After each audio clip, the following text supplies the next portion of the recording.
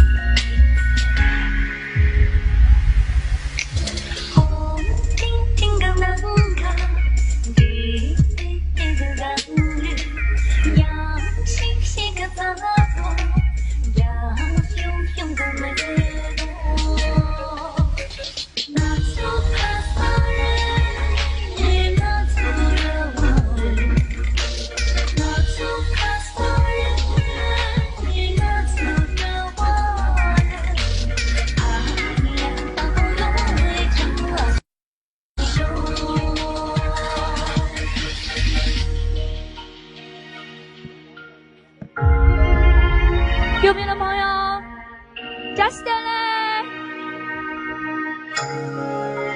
希望我们都能热爱自己的家乡，传承我们自己藏族的文化，好不好？会不会走得太远了？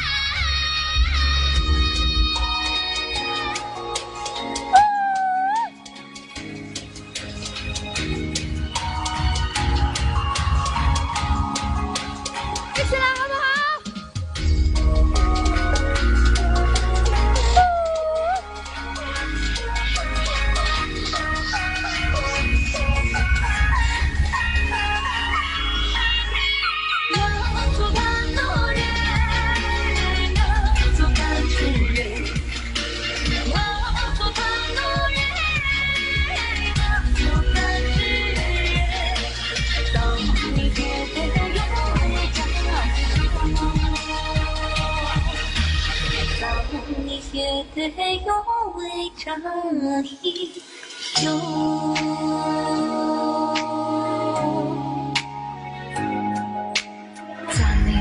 是得用为扎西熊。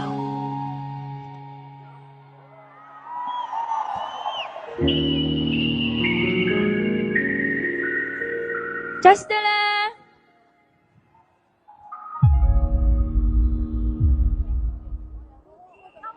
谢谢，非常感谢阿兰为我们带来的动听的歌曲。